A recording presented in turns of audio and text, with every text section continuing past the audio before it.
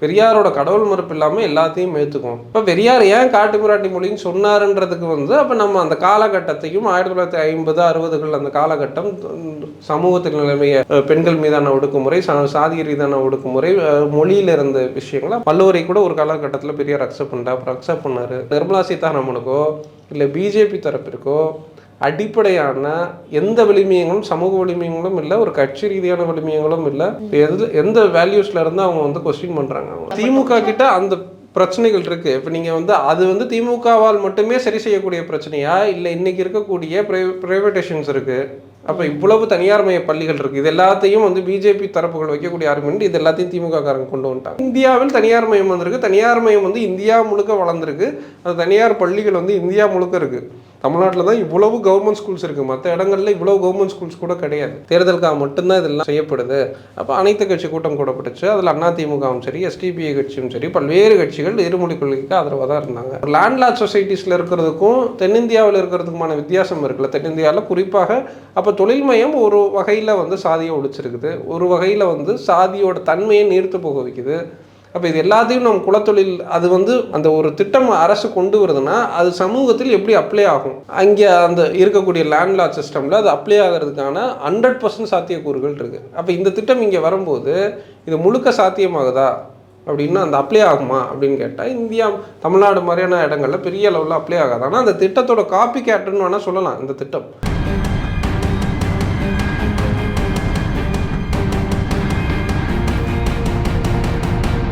நேர்களுக்கு வணக்கம். இன்று நம்மோடு நேர்காணலில் இணைந்திருக்கிறார் எஸ்டிபிஐ கட்சியை சேர்ந்த திரு அஸ்வத் சரியாத்தி அவர்கள். வணக்கம் சார். இப்போது சமீபத்தில் நாடாளுமன்றத்தில் கடும் விவாதங்கள் நடந்திருக்கு. அந்த வகையில் புதிய கல்விக் கொள்கையை ஏற்போம் அப்படின்னு சொல்லி தமிழகத்தில் இருக்கக்கூடிய எம்பிகள் சொல்லியிருந்தாங்க. கடந்த ஆண்டு இதே மார்ச் மாதம் சொல்லியிருந்தாங்க. ஆனால் இப்போ அதை ஏற்க மாட்டோம் அப்படின்னு சொல்லி யூட்டன் அடிச்சிட்டாங்க. இந்த மாதிரியான பல குற்றச்சாட்டுகள் தமிழ்நாட்டு எம்பிகள் மீது வைக்கிறாங்க.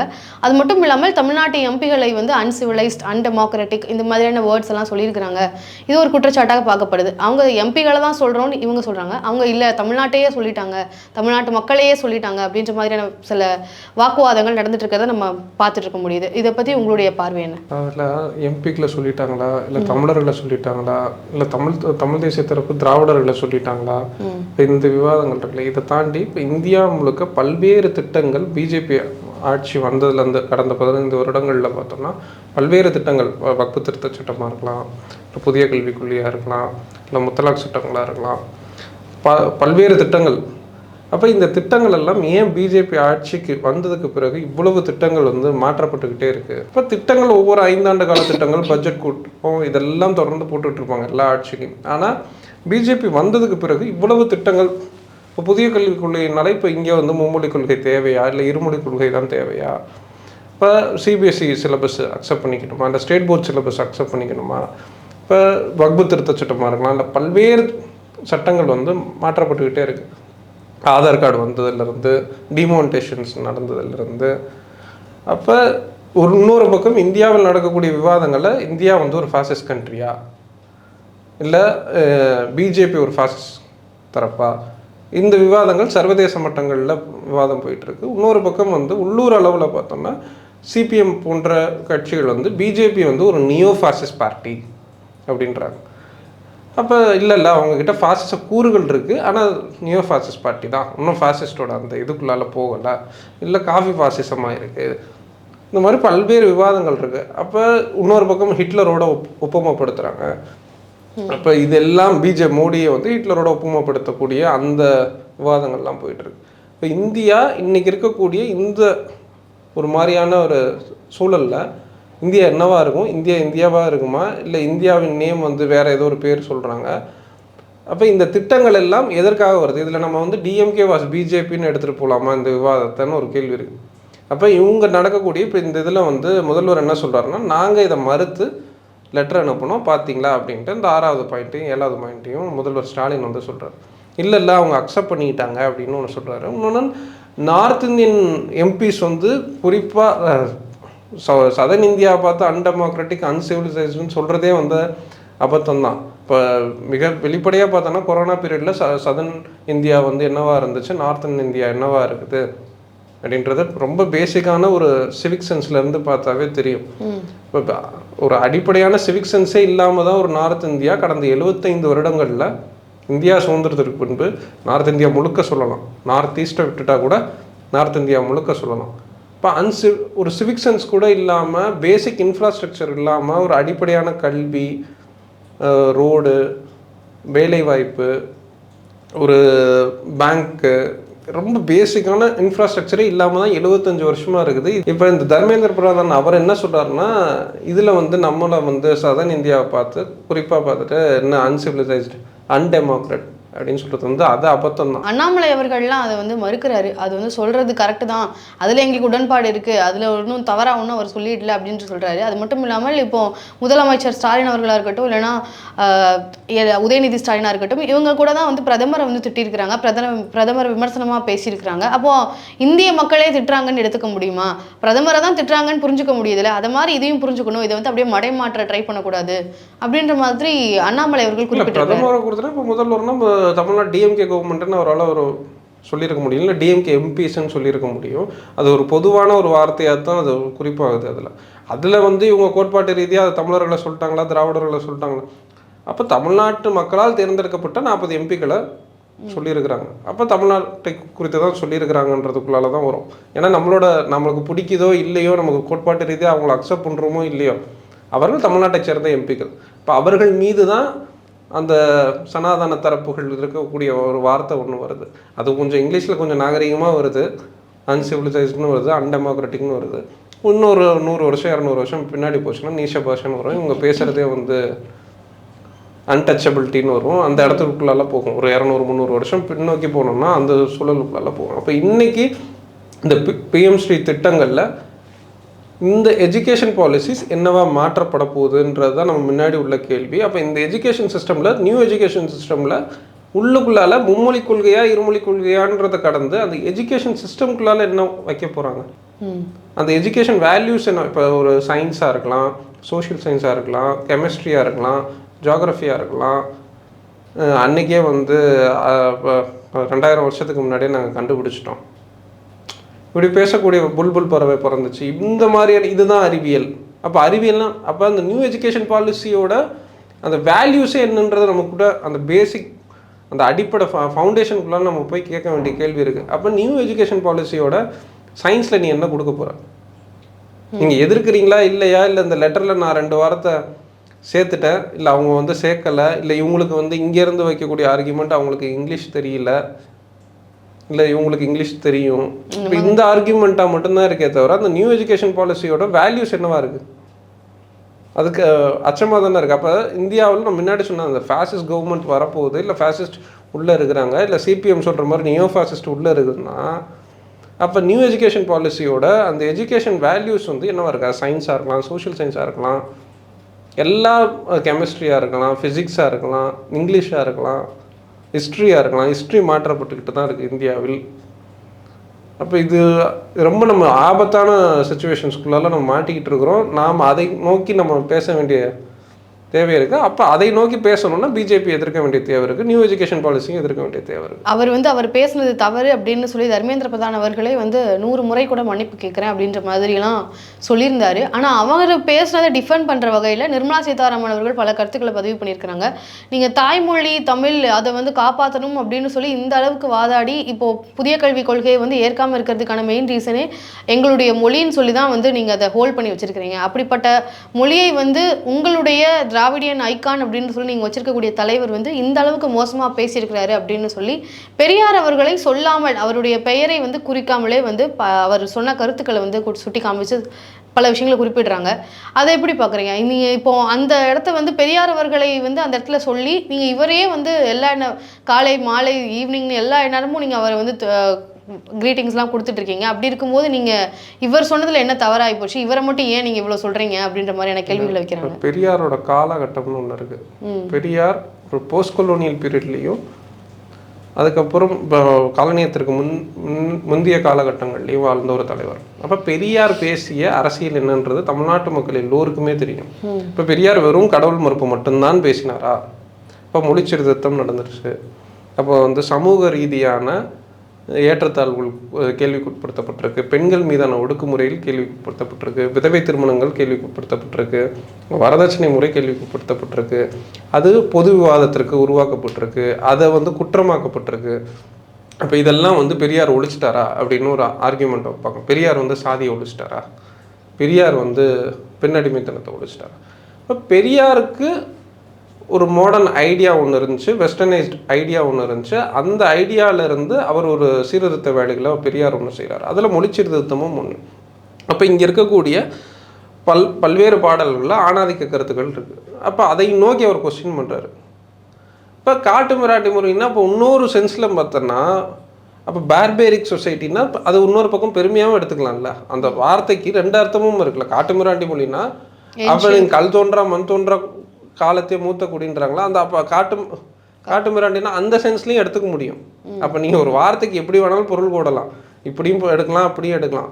அப்போ இவங்க நிர்மலா சீதாராமன் சொல்கிறதுக்கான எந்த வேல்யூஸும் சுத்தமாக கிடையாது. ஏன்னா நிர்மலா சீதாராமன் சொல்லக்கூடிய தரப்பு என்னவா இருக்கிறாங்கன்னா, அவங்க வந்து தமிழை நீச பாஷைன்னு தமிழை வந்து அந்நியப்படுத்திய ஒரு தரப்புக்குள்ளாலேருந்து வரக்கூடிய நபர் வந்து பெரியாரை நோக்கி கேள்வி கேட்கறதுக்கு எந்த தகுதியுமே கிடையாது. அடிப்படை தகுதி கூட முதல்ல கிடையாது. இப்போ தமிழை நீச பாஷன்னு சொல்லக்கூடிய ஒரு தரப்போட போயிட்டு புதிய கல்விக் கொள்கை திட்டத்தை வந்து தமிழகத்தினுடைய எம்பிகள் வந்து ஏற்க வந்தாங்க. அதுக்கப்புறமா வேற ஏதோ ஒரு சூப்பர் முதல்வர் அப்படின்ற ஒரு நபரை வந்து குறிப்பிடுறாரு.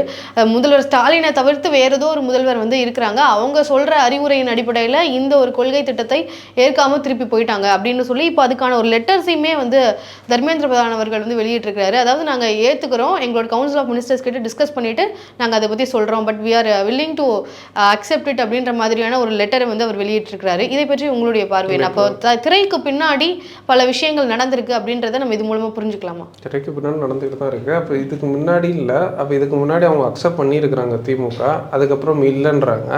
இப்போ இந்த நமக்கு என்ன, ஒரு பப்ளிக்கு என்ன அப்படின்னு நாம் புரிஞ்சுக்க வேண்டியது என்ன இருக்குன்னு கேள்வி இருக்குது.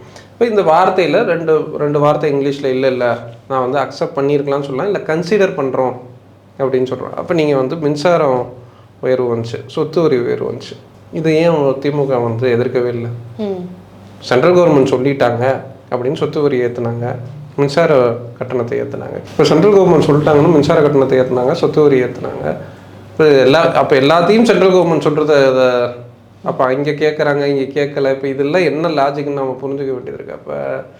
இப்போ இதில் வந்து 2 வார்த்தை, ஒன்று அக்செப்ட் பண்ணிட்டேன், இல்லை ஒன்று கன்சிடர் பண்ணிட்டேன்.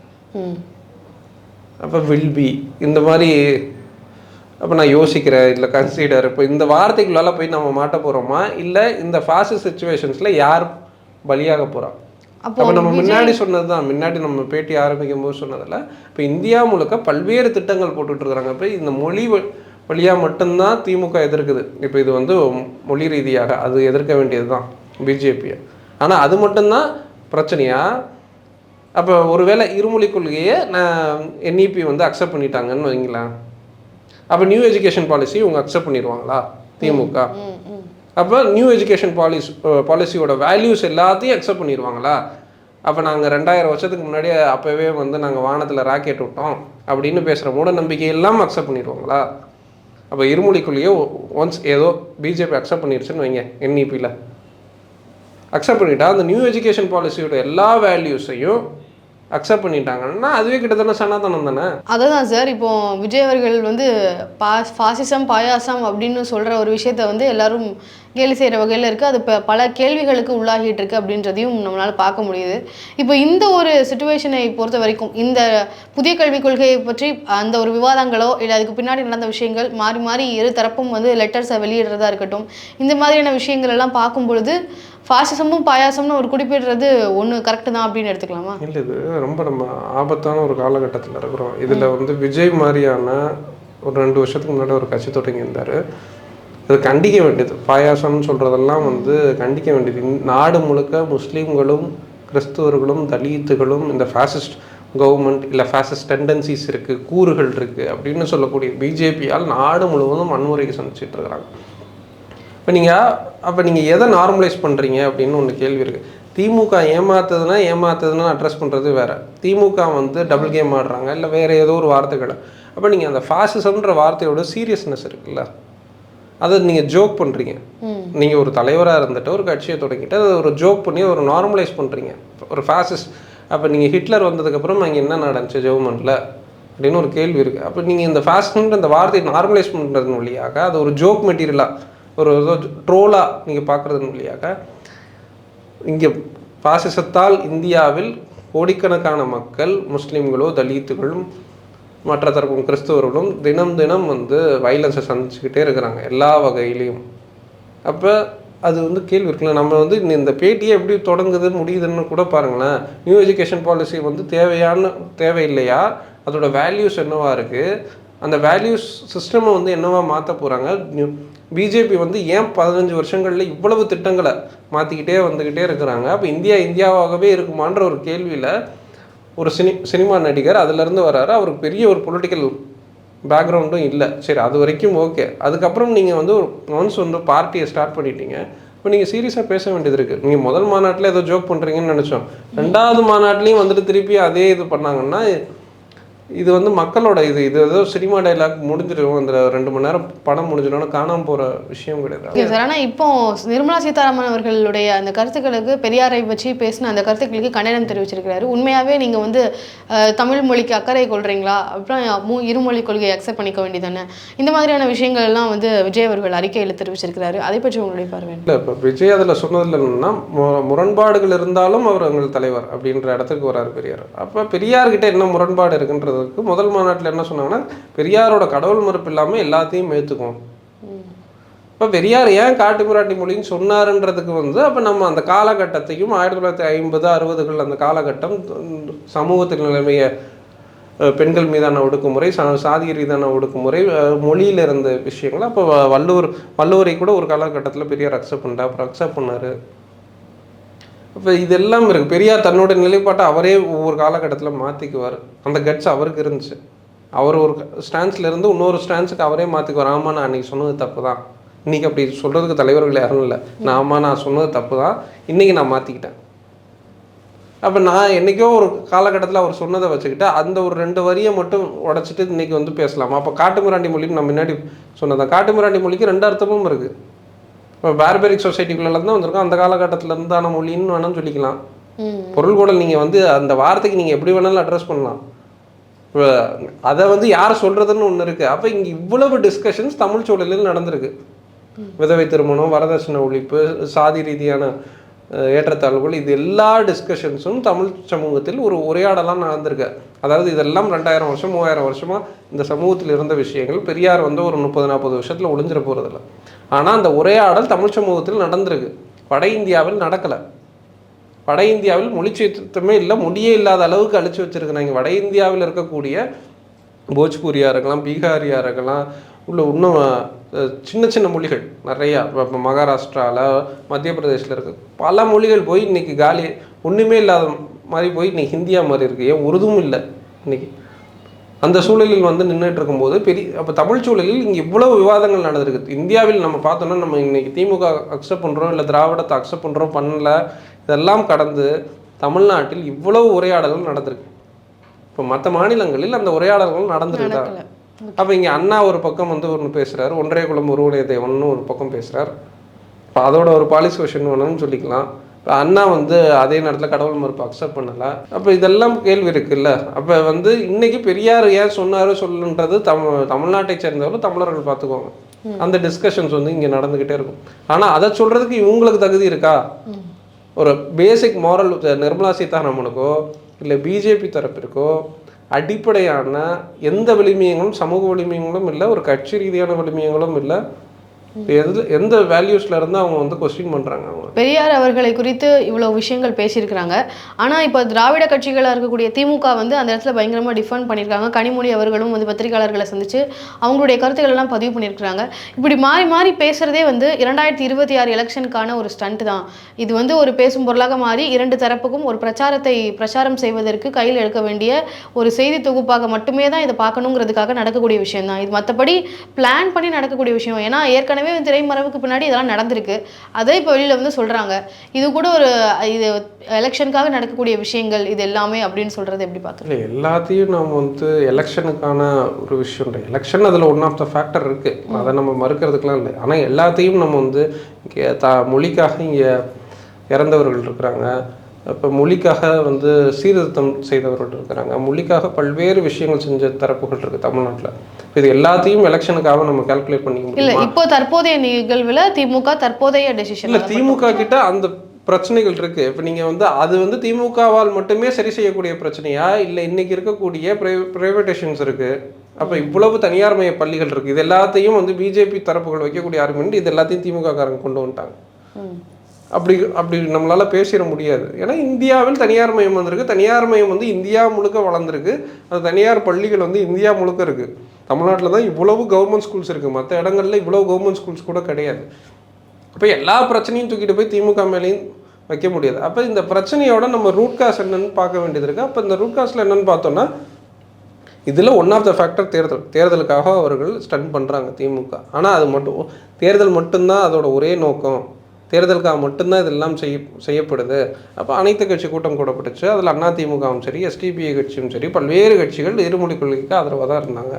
அப்போ தமிழ்நாட்டில் இன்க்ளூட் பாமக வரைக்கும் அவர்கள் கூட்டணியில் இருக்கக்கூடிய அதுதான் சார். இப்போ இருமொழி கொள்கையை மட்டும் தான் எதிர்க்கிறோம் அப்படின்ற நிலை தான் திமுகவுக்கு இருக்கா? அப்போ மற்ற விஷயங்கள் புதிய கல்வி திட்டத்தில் இருக்கக்கூடிய மற்ற விஷயங்களை இப்போ திமுக ஏற்றுக்கொள்வதற்கு தயாரா அப்படின்ற ஒரு கேள்வி இருக்குது இல்லையா? வெளிப்படையாக அவங்களால எந்த டிபேட்ஸ்லையும் நான் இது வரைக்கும் பார்க்கல, எந்த டிபேட்லையும் வந்து திமுகவை சேர்ந்தவர்கள் அந்த என்இபி எதிர்க்கிறோம் அப்படின்னு ஒன்று சொல்றாங்க. ஹிந்தி திணிப்பு மட்டும்தான் எதிர்க்கிறாங்களா, இல்லை அவங்க சொல்லக்கூடிய சனாதானம் அதனாலதான் இவங்க பாசிசமா பயாசமான்னு சொல்லும்போது நம்ம விஜயம் எதிர்க்க விஸ்வகர்மா திட்டத்தையுமே குறிப்பிடுறாங்க.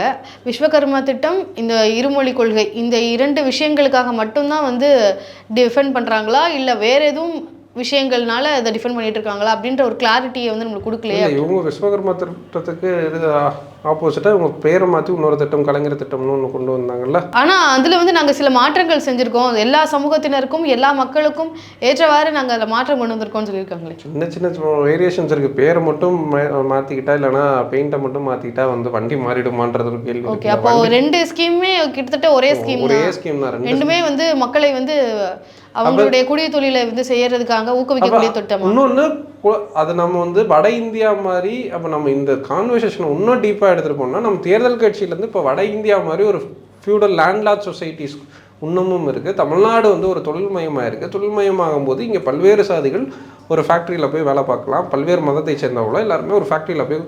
அப்போ நீங்கள் ஒரு ஃபேக்ட்ரிஸே இல்லாத லேண்ட்லார்ட் சொசைட்டிஸ், அதாவது நிலவுடைமை சமூகம் இருக்கக்கூடிய பண்ணை அடிமை முறை இன்றைக்கும் வடநாட்டில் இருக்கக்கூடிய, இன்றைக்கும் வடநாட்டில் வந்து ஒரு பண்ணையார் இருப்பார், ஒரு பெரிய ஒரு லேண்ட்லார்ட் இருப்பார். அப்போ அந்த லேண்ட்லார்டு கீழே வந்து கூலிகளாக போகக்கூடிய சுச்சுவேஷன்ஸ் தான் இருக்குது. இப்போ பெரிய தொழில்மயம்லாம் ஆகலை வட இந்தியா. அப்போ ஒரு லேண்ட்லார்ட் சொசைட்டிஸில் இருக்கிறதுக்கும் தென்னிந்தியாவில் இருக்கிறதுக்குமான வித்தியாசம் இருக்குல்ல. தென்னிந்தியாவில் குறிப்பாக அப்போ தொழில்மயம் ஒரு வகையில் வந்து சாதியை ஒழிச்சிருக்குது, ஒரு வகையில் வந்து சாதியோட தன்மையை நீர்த்து போக வைக்குது.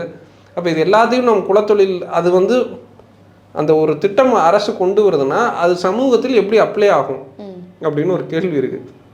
அப்போ வட இந்தியாவில் அந்த இருக்கக்கூடிய வர்ண அடுக்கின்படி, சவர்ண அடுக்கின்படி அங்கே அந்த இருக்கக்கூடிய லேண்ட்லார்ட் சிஸ்டமில் அது அப்ளை ஆகிறதுக்கான 100% சாத்தியக்கூறுகள் இருக்குது. அப்போ இந்த திட்டம் இங்கே வரும்போது இது முழுக்க சாத்தியமாகுதா அப்படின்னா, அந்த அப்ளை ஆகுமா அப்படின்னு கேட்டால், இந்தியா தமிழ்நாடு மாதிரியான இடங்களில் பெரிய அளவில் அப்ளை ஆகாது. ஆனால் அந்த திட்டத்தோட காப்பி கேட்டுன்னு வேணால் சொல்லலாம் இந்த திட்டம். ஆனால் அது அப்ளை ஆகுமான்றதுல வந்து நம்ம அப்படியே ஒரு ஃப்ளாட்டாக வந்து திமுக எதிர்க்கிறோம் அப்படி நம்ம பார்க்காம அந்த திட்டம் அப்ளை ஆகுமா அப்படின்னு ஒரு கேள்வி இருக்குது. திட்டம் அப்ளை ஆகாது. முன்னாடி தமிழகத்தினுடைய வரலாற்றில் பல விஷயங்கள், வட மாநிலங்களில் பேசப்படாத பல விஷயங்கள் தமிழகத்தில் பேசப்பட்டிருக்கு அப்படின்னு சொல்றீங்க. இப்போ பெண்களுக்கு எதிராக இருக்கட்டும், இல்லை சமூகத்தில் சில இன்னொரு விஷயம் இருக்குது. தமிழ்நாட்டில் தான் சாதி மறுப்பு திருமணம் குறைவாக நடந்துகிட்டு இருக்கு இந்தியாவில். அப்படி பேசியுமே கம்மியாக அப்படிதான் நடந்துகிட்டு இருக்கு. தமிழ்நாட்டில் வந்து இன்னைக்கும் வந்து நமக்கு ஷாக்காக இருக்கும். ஒரு புல்லட் ஓட்டினாரு அப்படின்னு கையை வெட்டினது இருக்குது. கபடி விளையாடுறாரு, இப்போ ஸ்கூல் பையன் ஒரு பையனை கையை வெட்டினதா இருக்கலாம். இந்த மாதிரியான விஷயங்கள் இருக்குல்ல சார். அதுதான் அப்போ இந்த மாதிரியான விஷயங்கள் வந்து இன்னும் இருக்கக்கூடிய அரசியல் சூழல்னால இன்னும் அதிகரிக்க தான் வாய்ப்பு இருக்கே தவிர கம்மியாகிறதுக்கான வாய்ப்புகள். ஆனால் இதில் நமக்கு சாதி, அப்போ சாதியோட பரிமாணம் என்ன, நம்ம எலெக்ஷன் பாலிடிக்ஸை தாண்டி பேச வேண்டியது இருக்குது. அப்போ சாதியோட இன்னைக்கு சோஷியல் மீடியா இன்ஸ்டாகிராம் பேஜஸில் வந்து X community or Y community 2 பேரும் வந்து ஏதோ ஒரு பின்னாடி ஒரு பேக்ரவுண்ட் மியூசிக்கை போட்டுக்கிட்டு மியூசியம் முறுக்கிட்டு பசங்களும் சரி பெண்களும் சரி. அப்போ ஒரு கேஸ்ட் மொபிலைசேஷன்ஸ் அந்த இடத்துல நடந்துக்கிட்டு இருக்கு. இப்போ இது எல்லாத்துக்கும் வந்து கல்வி தான் காரணமா, கல்வி கொடுத்துட்டா சரியாயிடுமான்னா அதுதான் எந்த கல்வின்னு கேட்க வேண்டியது இருக்கு. அப்போ 50 வருஷமா இங்கே 75 வருஷமா தமிழ்நாட்டுக்குள்ளாலேயும் தான் எஜுகேஷன் இருக்கு. அந்த எஜுகேஷன் ஸ்கூல் ஆஃப் எஜுகேஷன் வந்து நாங்கள் இங்கிலீஷ் படிக்கிறோம், தமிழ் படிக்கிறோம், இப்போ மற்ற மொழிகள் பெரிய வித்தியாசங்கள் இருக்காது. அப்போ நீங்கள் வந்து சோஷியல் எஜுகேஷன் என்ன நடந்திருக்குன்னு கேள்வி இருக்கு. அதுதான் சார், அப்போ அந்த சோஷியல் எஜுகேஷன் இப்போ இருக்கக்கூடிய கல்வி சூழல்லையுமே கிடைக்கல அப்படின்னு சொல்ல வரீங்களா? இப்போ இருக்கிறதுலையும் கிடைக்காது, இன்னும் NEP-லையும் கிடைக்கல. அப்போ 2 ஒன்று தானே, அதை அக்செப்ட் பண்ணிக்கிறதுல இல்லை 2 ஒன்று. அப்போ நீங்கள் 2ஐயும் அப்படி புரிஞ்சுக்க முடியாது. அப்போ இங்கே தமிழ்நாட்டில் அரசியல் தளங்களில் அந்த விவாதம் நடந்திருக்கு. அந்த சாதி ரீதியான விவாதங்களாக இருக்கலாம், இல்லை பெண்ணடிமைத்தனத்தை குறித்தான, ஆணாதிக்கம் குறித்தான, சமூகம் குறித்தான, மொழி குறித்தான, மதங்கள் குறித்தான, நல்லிணக்கம் குறித்தான விவாதங்கள் எல்லாம் அரசியல் தளங்களில் நடந்திருக்கு. அப்போ கலை இலக்கிய பண்பாட்டு தளங்களில் இன்னும் தமிழ்நாட்டு சூழலில் இன்னும் டீப் ரூட்டடாக போய் வேலை பார்க்கும்போது மட்டும்தான் அது வந்து மாறுமே தவிர ஒட்டுமொத்தமாக மாறாது. ஆனால் நான் சொல்கிறது வட இந்திய சூழலில் NEP அவங்க கொண்டு வராங்க, அவங்களுக்கான அஜெண்டா வேறு. இப்போ இங்கே வந்து இந்த திமுகவுக்கு ஏதோ கிளியர் கட்டான ஏதோ நாடு பிடிக்க போகிறேன்னா அஜெண்டாலாம் ஒன்றும் கிடையாது. எலெக்ஷன் பாலிடிக்ஸில் இருக்கிறாங்க, அதில் ஒரு திட்டம் கொண்டு வராங்க. அந்த திட்டத்தில் வந்து அவங்க ஏமாத்துறாங்க இல்லை சரி பண்ணுறாங்கன்ற அளவில் மட்டும் திமுகவை எதிர்க்கிறதுன்னு வேறு. திமுகவுக்கு ஏதோ அவங்களுக்கு இருக்கிற மாதிரி சனாதான ஏதோ இந்து ராஷ்டிர கனவெல்லாம் ஒன்றும் திமுகவுக்கு ஒன்றும் கிடையாது. ஓகே சார், அதே மாதிரி இப்போ அந்த மும்மொழி கொள்கையை எதிர்க்கிற வகையில் எங்கெங்கெல்லாம் வந்து மத்திய அலுவலகங்கள்லாம் இருக்குதோ அந்த இடத்துலலாம் வந்து ஹிந்தியை வந்து அழிக்கிற ஒரு போராட்டத்தில் வந்து ஈடுபட்டிருந்தாங்க. அந்த வகையில் இப்போ சமீபத்தில் ரூபாய் அப்படின்ற இதில் வந்து ரூனே வந்து கொடுத்துருக்குறாங்க. எப்போவுமே ருப்பீஸ்க்கான சிம்பிள் இருக்கும் இல்லையா, அந்த சிம்பிளை இப்போ மாற்றி அமைச்சு தமிழ்நாட்டிலுடைய கெசட்டில் போட்டிருக்காங்க. அதை பற்றி உங்களுடைய பார்வை என்ன? இது எதையாவது சாதிக்குமா? இதனால் என்ன பிரயோஜனம் இருக்கும் அப்படின்ற? இல்லை, ஒரு 4-5 வருஷத்துக்கு முன்னாடி தான் வந்து இப்போ இருக்கிற அந்த ருப்பீஸ் சிம்பிள் வந்து அந்த ஹிந்தியில் மேலே கோடு போட்ட மாதிரி ரா மாதிரி இருக்கும், தமிழில் ராவை பாதி ரா கட் பண்ண மாதிரி இருக்கும். இப்போ அந்த சிம்பிள் வந்து தமிழ்நாட்டை சேர்ந்த ஒருத்தர் தான் வந்து டிசைன் பண்ணுறாரு. அது RBI அக்செப்ட் பண்ணுறாங்க, சென்ட்ரல் கவர்மெண்ட் அக்செப்ட் பண்ணுறாங்க. அதை தான் ஒரு 5-6 வருஷமாக யூஸ் பண்ணிகிட்டு இருக்கிறோம். தமிழ்நாடு கவர்மெண்ட் இப்போ நேற்றுலேருந்து அந்த கெசட் போயிட்டுருக்கு, அந்த விவாதங்கள் போயிட்டுருக்கு. இப்போ இந்த விவாதங்களும் இப்போ இருக்கக்கூடிய தேசியவாதம், இந்த பிரச்சனை, சதர்ன் நார்த்து, இந்த கிளாஷஸோடு சேர்த்து தான் இந்த கெசட்டோட இந்த இந்த இதுக்கு வந்து இப்போ கவுண்டர் ஆர்கியூமெண்ட்டாக வைக்கிறாங்க. அப்போ அது வந்து தமிழ்நாட்டு அளவில் புழக்க அளவில் வந்து எந்த அளவுக்கு பயன்படும்ன்றதெல்லாம் தெரியல. ஏன்னா RBI கீழே தான் வந்து வரணும், தனியான நோட்டெல்லாம் அடிக்க போகிறதில்ல. அளவில் வந்து சட்ட ரீதியாக அது பண்ண முடியுமான்னு தெரியல, எனக்கு அதோட அஃபிஷியல்ஸ் இதுன்னு தெரியல. அப்போ அந்த வந்து பயன்படுத்தலாமா அப்படின்னு ஒரு கேள்வி இருக்குது. அப்போ இப்போ இந்த விவாதங்கள் இருக்குல்ல, அந்த மும்மொழி கொள்கையா, இருமொழி கொள்கையா, சனாதனமா, ஃபாசிசமா, இந்த சூழலில் தமிழ்நாடாக இருக்குமா? இந்த கேள்வி எல்லாம் இருக்குது. இந்தியாவாக இருக்குமா? இப்போ இந்த சிச்சுவேஷன்ஸில் தமிழ்நாடு இங்கே டிஎம்கே கவர்மெண்ட் இருக்கக்கூடிய டிஎம்கே கவர்மெண்ட் ரூவை பயன்படுத்துகிறாங்க. ஆனால் அது எந்த அளவுக்கு நடைமுறையில் சாத்தியமாகணும் ஒரு கேள்வி இருக்குது.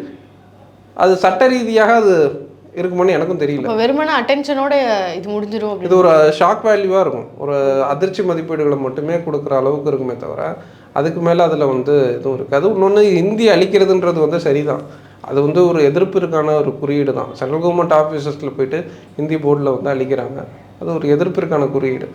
இன்னொன்று, இன்றைக்கி வந்து லாங்குவேஜுக்காக இன்றைக்கி வந்து ஏன் சண்டை போடுறாங்கன்னு எனக்கு ஒரு கேள்வி இருக்குது. ஏன்னா ஏஏ இருக்குது, ஏஏயில் வந்து நம்மளால் வந்து எல்லா லாங்குவேஜ், சைனீஸ் லாங்குவேஜாக இருக்கலாம், இன்றைக்கி எல்லாத்தையும் டிரான்ஸ்லேட் பண்ணிக்க முடியும். இன்னொரு 3-4 வருஷம் போச்சுன்னா இன்னும் இயல்பாகிட முடியும். நம்மளால் வேறு மொழியை கற்றுக்கணுன்னு அவசியம் இல்லை, தமிழ் மட்டுமே தெரிஞ்சால் போதும். வேறு மொழி நம்மளுக்கு வந்து இங்கிலீஷ் கூட தெரிய தேவையில்லை. இன்னொன்று, ஏஐ வந்து நம்மளுக்கு வந்து இன்னும் இயல்பாக்கி கொடுக்கும். ஒட்டுமொத்த இந்தியாவாகவே இருக்குமான்ற ஒரு கேள்வியெல்லாம் குரல்கள்லாம் இருக்குது. இந்த பேட்டியாக இருக்கலாம், இல்லை சமீபத்தில் இருக்கக்கூடிய சமூக ஊடகங்கள்லேயோ இல்லை பப்ளிக் ஸ்பேஸ்லேயோ வரக்கூடிய விவாதங்கள் எல்லாம் பொதுமக்கள் பார்க்க வேண்டியது என்னென்னா, நாம் ஒரு ஆபத்தான காலகட்டத்தில் இருக்கிறோம்.